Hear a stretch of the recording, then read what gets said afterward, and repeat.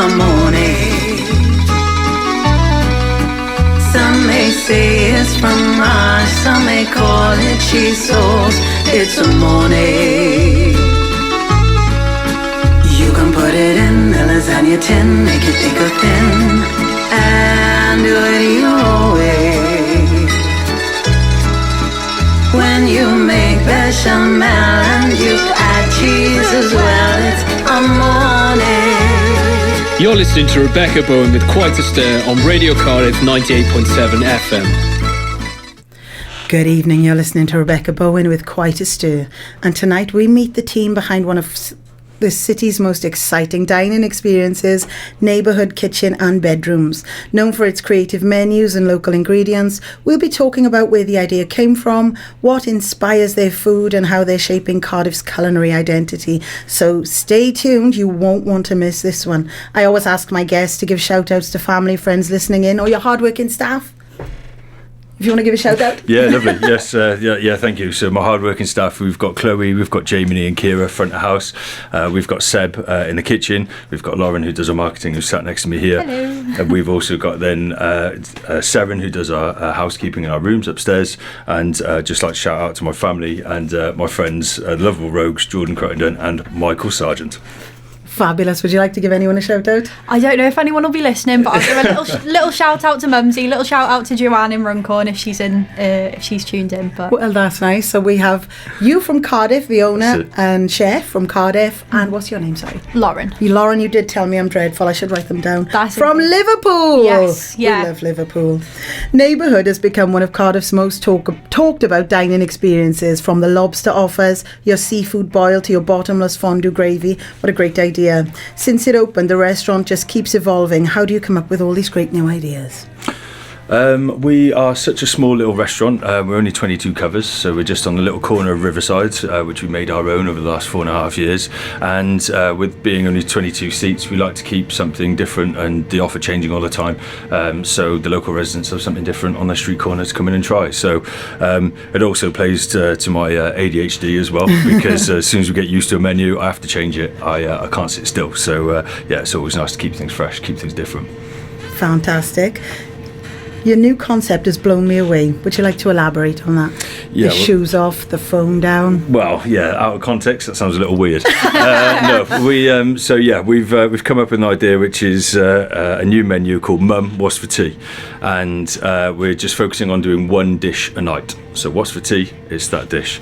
It's kind of come on the basis of the best review that the restaurant's ever had. I think was someone who said it's like going for a meal at your mate's house, which I think as a restaurant owner, I think that's the best you can aim to achieve, which was lovely. So kind of really playing into that. I lost my dad just before Christmas as well. I'm sorry. That's okay, but it's kind of in honour to him as well. The family table and the home cooked meals were the heart of the family, and it really was. Phones, no phones at the table. You're not allowed pudding until you finish your greens. Nice. And both of my parents have been amazing cooks, but my dad's cottage pie is going to be on the menu for this one as well. Amazing. So yeah, that's the concept and kind of backing behind it. So yeah, nice to get that out in February now. In February, is it? February, that's when it's going to start. Taking your shoes off, I don't know whether the engineer and my husband, he's a certified healer. We used to go to Spiritualist Church every Sunday years ago. But when you take your shoes off, you ground your energy. Yeah. So when you've had a tough day, people think when they take their shoes off, they're getting comfortable, they're relaxed. They're actually grounding that negative energy. That's it. And once you take your shoes off and you sit down in that restaurant, and it's like a no-nonsense approach, and you enjoy the food. You make it so comfortable, and I can't believe this concept. I'll be there every night, throw in the PJs, do a supper club for the girlies in their PJs, and I'll be there, like that that Christmas thing they do on the train, and everyone wears their PJs and they go together. Okay. Yeah. If you do a girly supper club in the nights, put your PJs on, take the phone away. It's not Instagrammable, it's not fake, it's a no-nonsense approach, and you're a fantastic cook, and you're ragu. Thank you. I can't wait to come. I smell of it right now. I've already been prepping it. It's going to be taking 12 hours for that. I did try to bite him when he came in, guys. So yeah, that new concept I think is just going to take off like a rocket. How many times as girls going on dates, even with my husband, he's answered the phone in a cinema before now. is horrendous. You know, I feel like it's attached to his arm. So if we got a space where we can go for dinner, take the phone away. You'll be inundated. Yeah, hopefully so. I mean, it's just taking away the kind of no nonsense, no trends, no gimmicks, no phones. No foams. You know, we're not tweezer chefs, as I say. Just good, simple, home cooked food, local produce, executed with a restaurant finish, and hopefully we can just strip it back to basics and just feed some people some good food. Lush. Can't wait for it. You're listening to Rebecca Bowen with Quite a Stir on Radio Cardiff 98.7 FM. Welcome back. We are joined with Tudor and Lauren. Sorry, I got told off for not telling your names. I'm terrible for that. Shall we touch on your lobster and your seafood boil, because we didn't actually talk about that for a while, so go on. Yeah, of course. So as I mentioned, we changed the menu near monthly, but we like to look at kind of either seasonal produce or look at concept which can make ingredients which wouldn't always be affordable for the many available. So that's kind of where the £10 lobster kind of came up. But the seafood boil or the crawfish boil, we actually use it's American signal crayfish. They're an invasive species into British waterways, and we came up with the idea of doing a seafood boil and hadn't seen anyone else do it in Cardiff. But we wanted to do something local, and we found this guy called Crawfish Bob, who gets his crayfish from these from local waters, he's contributing to the environment and sustainability of the environment there by removing this invasive species, and also then selling them at £13 a kilo. So we ended up working with Crawfish Bob now for the last few years, but it's become a bit of a curse. Some of our staff are in town on a night out and get identified as, "Hey, you're that girl who works in that seafood shack." And no, we're not a seafood shack. We are a restaurant.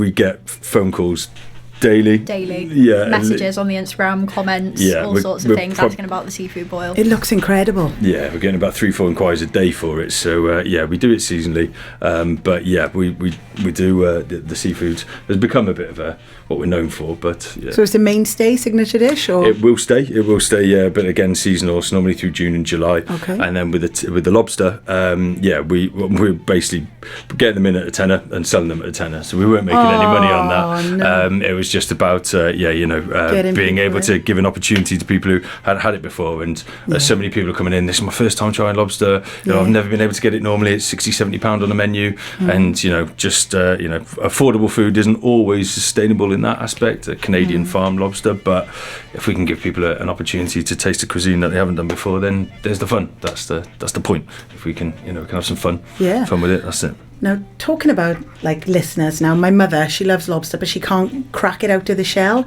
Do you need one of those nutcrackers, or is it all done for you? No, absolutely. It's like a game of Operation. We give you all of the tools, complete with a lobster bib as well, so you look great for your Instagram.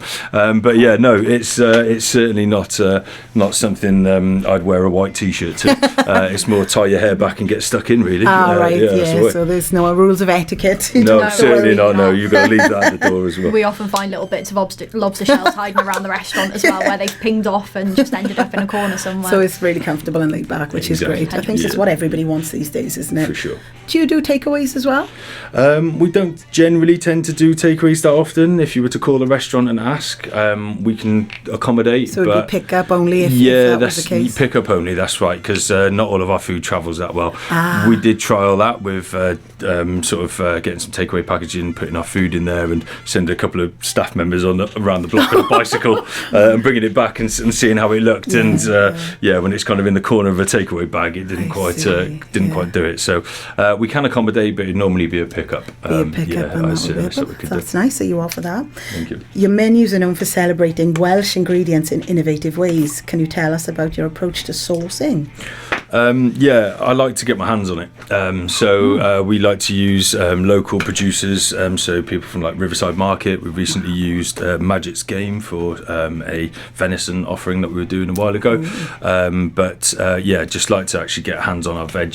We use a lot of we use Reese's Butchers in Canton for all of our meat. And Kev there is fantastic. None of our meat's ever frozen. Our burgers that we've got on offer now, it's ground for us that morning. We pick it up fresh. It's cooked that afternoon. We do that again. So we use a lot of the providers at Canton Riverside. Our halal meat comes from Claire Foods in Grangetown. We like to keep it as hyper local as we can do, which is great. It's only on the rarity that we lean on the national distributors if we have to. But otherwise, we like to keep it as local as we can do. And it's in walking distance within you guys as well. So it's no exactly. Just zip out. How do you balance local tradition with modern or global influences? I don't know what comes into my head. So do you bend to the trends? You know, like a lot of people. Let's take Bruno Verjou with his chocolate tart and his caviar. Do you bend to those ridiculous trends, or do you keep it more? I don't know. I've never really. I'm not too sure what other restaurants think of us. Really, we have fun with our. We have fun. You know, we don't take ourselves seriously, I think is the point. But we're certainly not like a TikTok restaurant or a trend restaurant. You know, we've done a couple of bits which have gone viral, inverted commas. But you know, they're our take on ideas which have already been out there as they were. You know, we've done, you know, quite a bit of original things, but it's an interpretation on how you know, your take on a cuisine or your take on kind of an idea and how you'd neighbourhood it up, I suppose, really. So it's our take on things. It's I think your would take be the on way things. of putting stuff. And you want to go back to basics, like we said in the introduction. That's right. Yeah. So with this Mum What's for Tea, we're just doing one dish a night. That's it. So the menu's going to rotate. We're going to do some proper home cooked classics. So we've got like a lasagna. We've got a fish pie. We're going to do toad in the hole. We're going to do. We've got this beef shin ragu. I mean, you've got to be a bit of an affluent mum to have done a beef shin ragu for dinner. We're going to do all of those kind of home cooked classics. But we're working on a jam roly-poly Arctic roll and a school cake as well to finish with pink custard. Thing. Everybody wants it. There was this guy in London, he's gone viral for just selling cake now. Sprinkle cake, school cake. I think it's just something people are just desperate for. It's just homely, it's nostalgic, and I think that's it. You know, coming home from school, soaking wet in January, in the winter, get shout up the stairs, dinner's ready, running downstairs to have tea. That's great. In my house, it wasn't always Mum, what's for tea? We always used to shout, Mum, how long's tea? I always used to get the same answer. It was 6 inches, that's a sausage. Yeah, I love that. In the valleys, they'd say something a little bit different, but I won't tell you what that is. Fair. Is there a dish that's become a signature or guest favourite that you didn't expect? I say the crawfish boil because that's been the most popular one.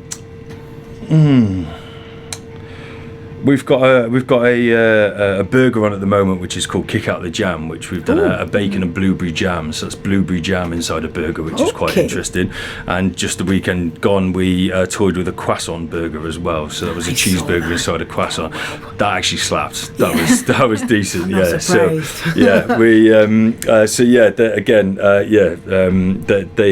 They've been popular. Yeah, they're good. Fantastic. Going back to basics, let's have our next track. You're listening to Rebecca Bowen with Quite a Stir on Radio Cardiff 98.7 FM. Welcome back to the show. We are with Tudor and Lauren of Neighbourhood Kitchen and Bedrooms.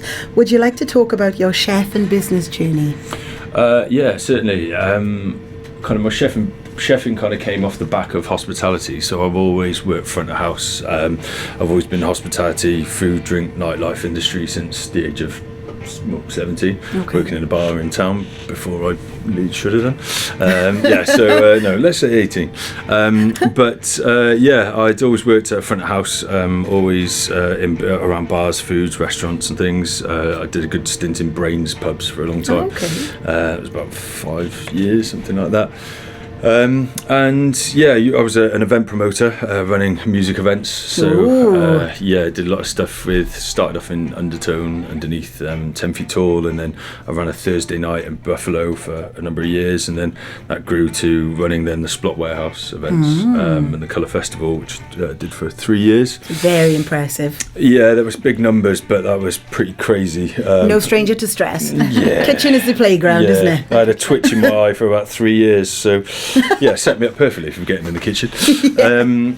So actually it was during COVID, during lockdown. Events had stopped. I was running food festivals then, started running a series of food festivals across the UK and grown that business over 9 years to 12 locations. But during COVID, that had all obviously stopped. Yeah. So kind of sat on the sofa twiddling my thumbs, and it was kind of a 5 or 10 year plan to open a venue, and with everything closed, there was opportunity to kind of look around, and I was living in Grangetown at the time, and came across 2 potential venues, and there was this one there on Tudor Street. So it used to be a Chinese takeaway for 20 years, 30 years. What was it, Hungry House? Hung House, that was it, yeah. I ordered there from there a couple of times.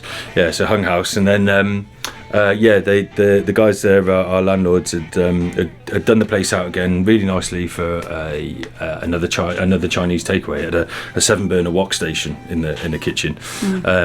And when we looked around, it was an ideal venue because it had the space upstairs for bedrooms. So I've always done a lot of backpacking and city breaks and things, and I've loved finding those little independent bars, those little independent, hole in the wall places, you can just stand perched somewhere with a little glass of wine or whatever, and getting chatting to the locals and to the bar staff, because they're the life and soul of the city. And if you want to know the good places to go, befriend your waiter or the waitress, because that's where you're going to know where your good night outs are. So to be able to offer a venue which did exactly that, you got some really nice rooms upstairs. You can come downstairs, you can have a banging cocktail, something nice to eat, chat to the locals who will point you in the right direction for whatever type of night you like, and and go about your way. So Neighbourhood was born.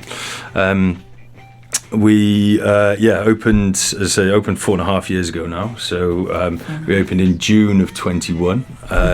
We opened a hospitality venue when it was illegal to open a hospitality venue. We were actually using Tramshed Beer Garden as our beer garden.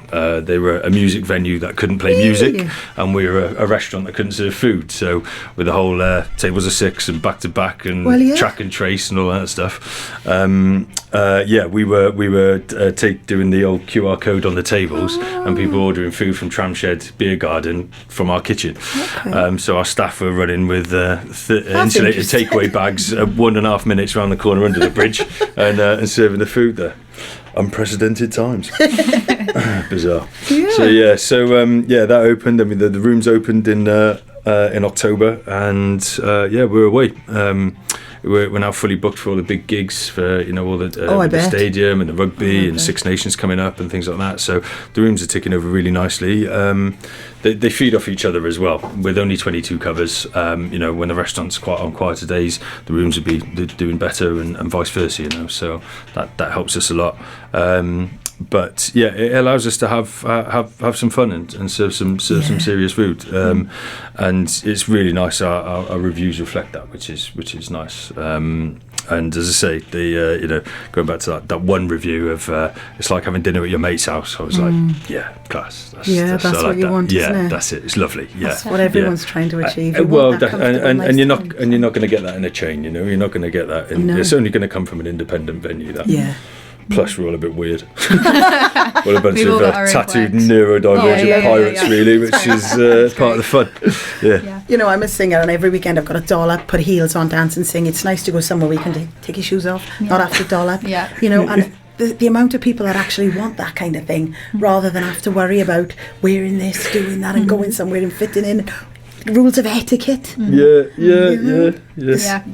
all that. It almost takes the pressure off going out for a meal, doesn't it? It's you're just popping out to grab a bite to eat, and you can come in, you can be casual, have a little drink. No one really cares if you're in your pajamas. No one really cares if you've come from 2 minutes down the road and you've got your hair up in your rollers or whatever. Like, really, just bob in and have something to eat. It's that such casual vibe. I think that's what I found, because I'm obviously more new to the team, but that's definitely it. Fantastic food, because you're a fantastic chef. We originally opened as a rotating street food concept as well.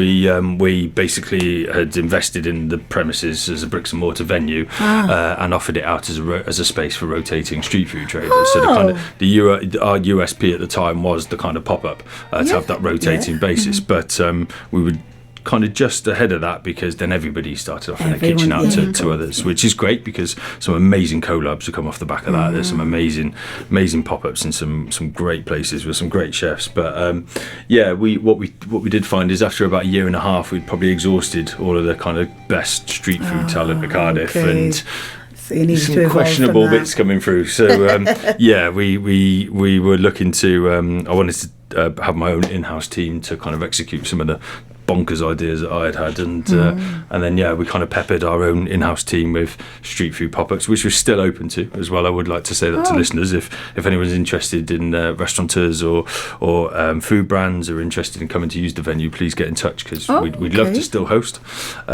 We hosted really nice traders recently called Cultural Reset. They were offering Indian food, Indian cuisine, but with traditional ingredients, not the kind of westernised curry that we've kind of been eating over the last few years, like chicken tikka masala and things like that, the more traditional Indian cooking, which was amazing. Some of the best Indian food I think we've ever eaten. Really, absolutely stunning. Nice. Really lovely nice. Guys, just started out, one pop-up before us. We really want to get them back as well. Any grassroots businesses out there who are interested, as long as you've got your paperwork and your food hygiene rating, we'd like to have a chat, because that's our ethos, is being able to give people that opportunity, which they may not have had before. And our capacity being only 22 covers is manageable. It's easy, it's not too daunting. Fantastic. Chef Tom Martin of Bohemian, I know he does pop-ups in venues like that. That's it. Yeah. I'm off to Moira to one of his pop-ups in very nice. February, so that might be something he'd look into. You never know. Speaking of the local community and the characters that are in there that you were saying about, what's the best time to come in to meet some of those? For to really soak up that local atmosphere, what's the best time to come in and be a part of that? No, we open from 5. Well, we've just started opening from 3 o'clock on a weekday, but sort of things kind of kick off in the venue from 5.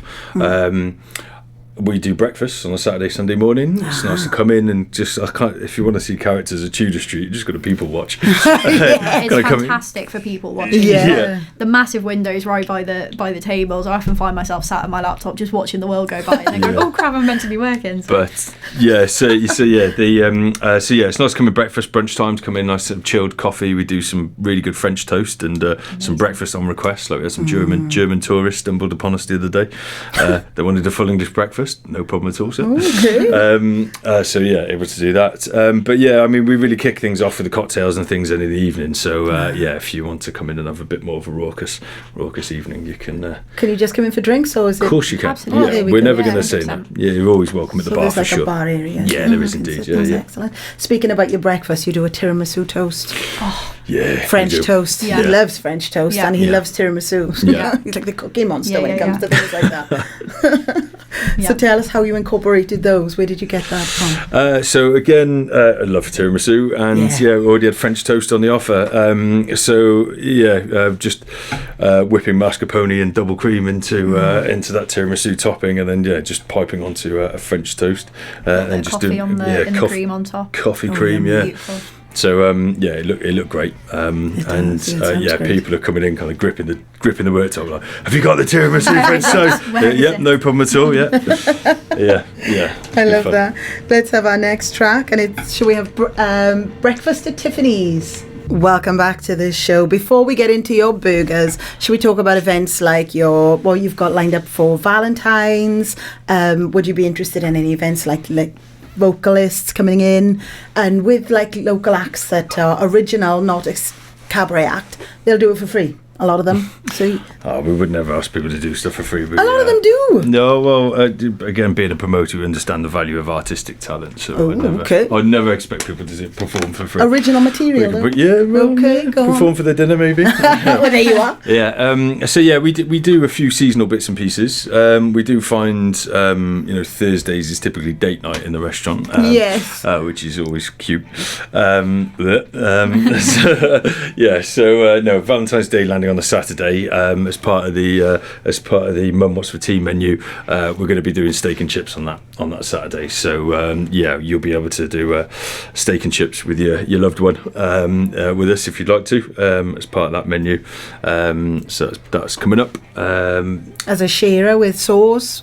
Yeah, that's right. Yeah, so we've got like working on a green peppercorn sauce and doing proper hand cut French fries. Nice. So a bit of time and effort in those. Bit of love in those with a nice bavette steak we're looking at. So we've done a few bits and pieces in house. We've actually we had Zed Bias, a drum bass and bass DJ from early 2000s. He did a track called Neighbourhood. Okay. And so I reached out to Zed and said, you've got a track called Neighbourhood, we've got a venue called Neighbourhood, would you be interested in coming and doing a DJ set in a restaurant? Wow. And he said, I'll do you one better, mate. I used to work in McDonald's and I've just got my own hot sauce, so I'll come down and I'll do a shift in the kitchen with you, and then I'll jump on the decks. So we had bass house and bass artist Zed Bias come down to Neighbourhood, and we had a right laugh with the restaurant there. It was packed and when was that? pouring out into the street. A couple of years ago now. Yeah, unfortunately before my time. And he stayed in the rooms upstairs, and we definitely finished on our licensing hours. Definitely, 100%. Yeah, so that was great fun. So we're again certainly open to that. We've done kind of wreath making, and we had what was the other thing we had? Paint and sip. That's it, paint and sip as well. So kind of open to those kind of small, intimate kind of group gatherings. Yeah. I mean, we'd open for a knit and natter or whatever, great whatever. concept. Yeah, mums want to do.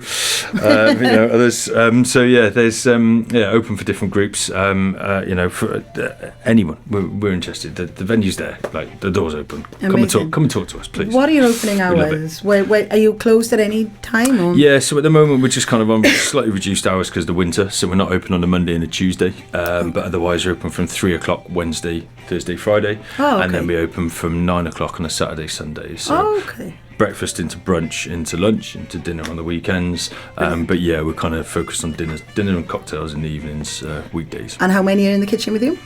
At the moment there's only two, myself and Sebastian. So we're just a two-man team in the kitchen for the time being. Three front of the house. So we get it done. Amazing. And you do all your own desserts as well? No pastry chef? We Go do. on. Yeah. Absolutely. Yeah. Do you want to talk about your other chef's journey, where he's been through them? Sebastian's been with us now.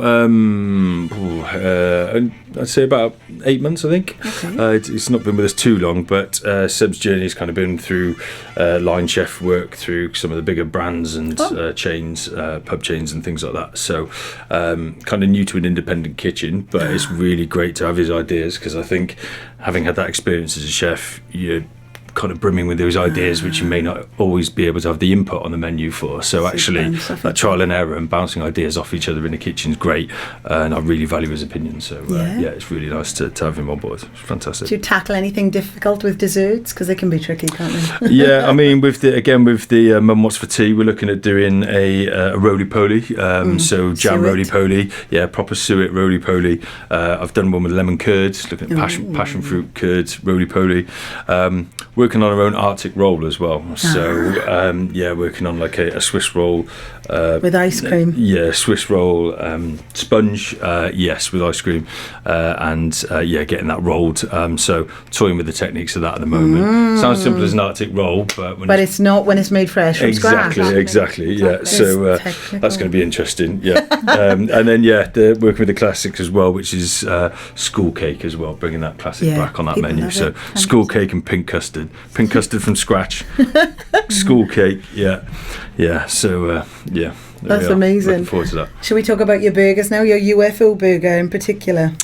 Yeah, so the burgers we've done now every year. As I say, we did it in January last year and we brought them back for January this year.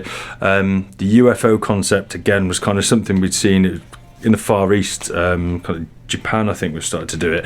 They were using a gelato press, which was kind of making these sort of ice cream sandwiches. Oh yeah, I saw those. And the idea is you press the brioche bun with your contents into this press, and it crimps it. It crimps it like a pasty kind of thing, but not with a wavy crust. But yeah, using the sugars in the brioche, it presses those and fuses that together, so you get a completely sealed burger essentially. Kind of it's less messy, and it gives it kind of UFO sort of space saucer kind of shape. Yeah, exactly. Yeah, so did that last year, and you've got an option to do it this year on your menu as well, but I don't know how I ended up in a 18 quid Amazon spaceman suit in our social media photos, but there we are.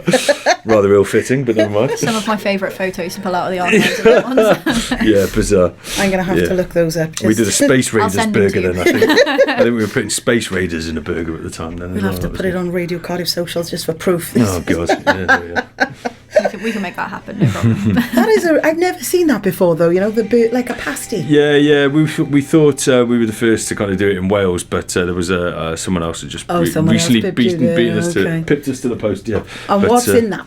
Sort of encased. What is it? A burger? So cheese, you onions? can use your choice of the burger basically. So at the moment we've only got 4 on. So we've got the classic. We've got Kick Out the Jams, which is with this bacon blueberry jam that we've produced. We've got then 2 other chicken ones. So we've got chicken parm, which is like your parmigiana, and a Korean fried chicken as well. So 2 beef, 2 chicken. You've got a veggie option for that, or you can UFO your burger as well as another option. And we've got some ridiculous sides as well. Some really nice, some good fries, some made in house like double XL mozzarella sticks, which are huge. Incredible. Yeah, massive. Incredible, like size of a school ruler.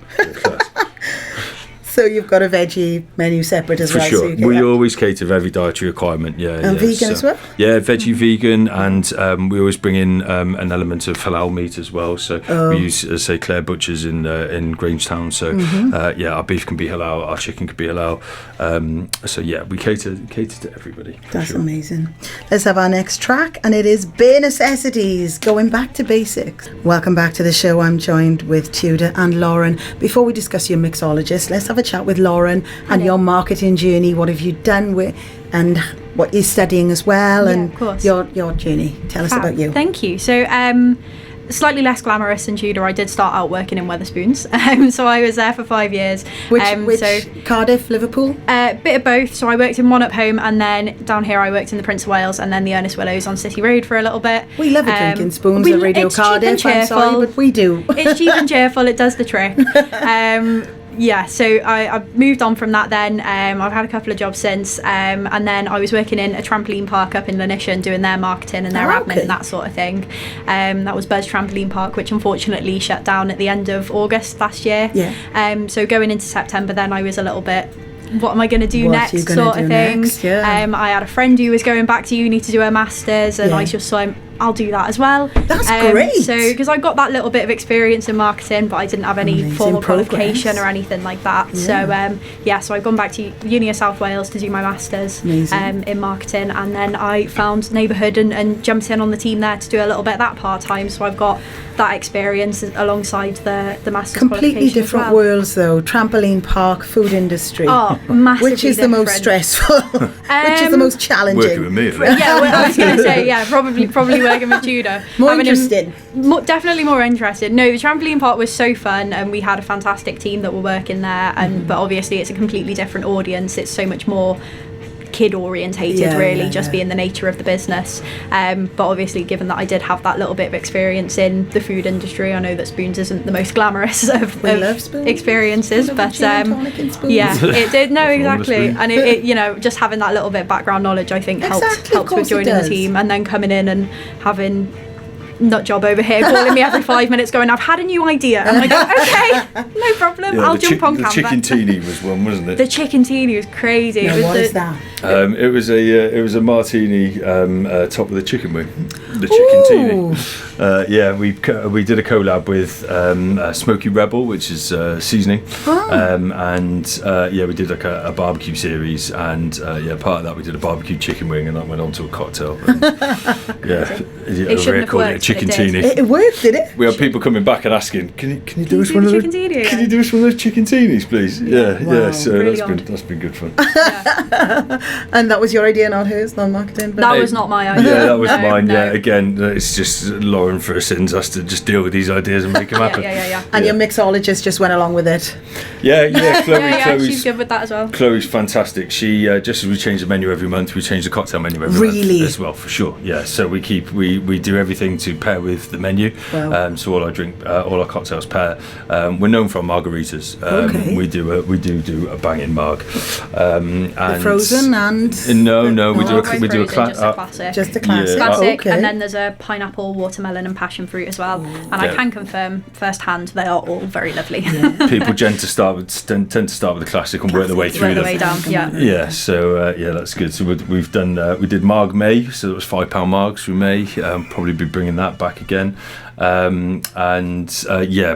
We do some real, like, Chloe's cocktails are amazing. They're incredible. Amazing. Yeah. Sometimes we haven't always offered a dessert on the menu, but Chloe's always done like kind of a dessert-esque cocktail. We've had a Bakewell Espresso tartini. martini. That was good. Yeah. We've had some really, really good. She did the Christmas cookie on the Christmas yeah, menu that that we just had, which was almost like a milkshake thing. Yeah, and it had the- sprinkles around the rim. It was so good. Ferrero Rocher espresso martini. Yeah, That was a good yeah. one. Yeah, Oh, that yeah. sounds nice. Yeah. So just as much as we changed the food menu up, we changed the drinks menu. Ah, as she well. knows her stuff. She knows Oh, what she she's does. doing. 100%. Yeah, she's fantastic. How long she been with you? Good couple of years now. Yeah, Chloe's a staple of Neighbourhood. She's fantastic. By the sound of those cocktails, the people are going to try and pinch her from you now. Yeah, she's great. Stay in where you are, Chloe. Yeah.